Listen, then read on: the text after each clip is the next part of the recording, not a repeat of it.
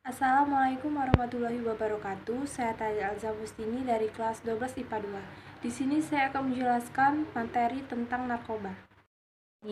Bahaya dan dampak narkoba atau narkotika dan obat-obatan pada para pencandu dan para kesehatannya itu sangat meresahkan kita semua.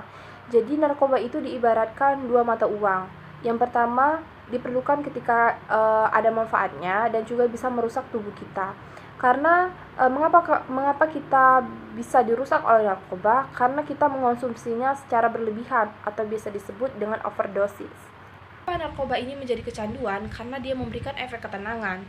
Jadi sekarang saya akan menjelaskan apa itu narkoba. Narkoba atau narkotika dan obat-obatan adalah zat atau obat yang bersifat alamiah, sintesis maupun semi-sintesis, yang menimbulkan efek menurunnya kesadaran, halusinasi, serta daya rangsang dan ketenangan. Nah, penyalahgunaan itu biasanya terkena sanksi hukum.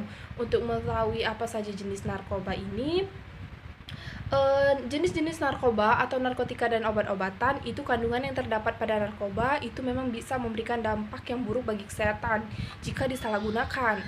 Nah, menurut Undang-Undang tentang Narkotika itu dijeniskan ada 3 jenis atau 3 golongan. Kalau yang pertama itu narkotika golongan pertama. Nah, seperti ganja, opium, dan tanaman koka yang sangat berbahaya jika dikonsumsi karena berisiko tinggi melakukan efek kecanduannya itu.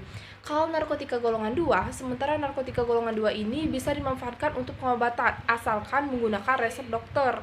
Nah, jenis golongan ini kurang lebih ada 85 jenis. Kalau narkotika golongan 3, nah dan yang terakhir ini, narkotika ini ialah memiliki resiko ketergantungan yang cukup ringan dan banyak dimanfaatkan untuk pengobatan serta terapi. Nah, bahan pembuatan jenis-jenis narkotika ini, kalau narkotika jenis sintesis, itu jenis yang satu ini didapat dan diproses dengan pengolahan yang rumit.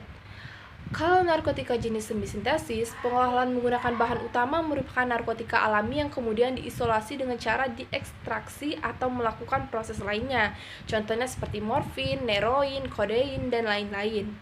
Ganja dan koka itu menjadi contoh dari narkotika yang bersifat alami ya, dan langsung bisa digunakan melalui proses sederhana. Jadi bahaya dan dampaknya narkoba itu pada kehidupan, pada kesehatan peredaran, dan dampak narkoba saat ini sangat meresahkan. Mudahnya mendapatkan bahan berbahaya tersebut menggunakan penggunaan semakin meningkat. Tak kenal jenis, kelamin, dan usia, semua orang beresiko mengalami kecanduan ini. Meski ada beberapa jenis yang diperbolehkan dipakai untuk keperluan pengobatan, namun tetap saja harus mendapatkan pengawasan ketat dari dokter. Ada banyak bahaya narkoba bagi hidup dan kesehatan, diantaranya itu dehidrasi, halusinasi, serta menurunnya tingkat kesadaran, kematian. Jadi pemakaian zat narkotika ini banyak diperbolehkan untuk kepentingan medis sesuai dengan pengawasan dokter, dan juga untuk keperluan penelitian. Selebihnya obat-obatan tersebut tidak memberikan dampak positif bagi tubuh. Nah, kesehatan menurun dan yang paling buruk adalah menyebabkan kematian. Karena itu, jangan mencoba-coba untuk menggunakan narkoba karena banyak resiko yang sangat tinggi bagi hidup dan kesehatan. Jangan mencoba-coba barang yang berbahaya, karena akan menimbulkan risiko yang sangat tinggi bagi kehidupan dan juga kesehatan. Saya akhiri, wassalamualaikum warahmatullahi wabarakatuh.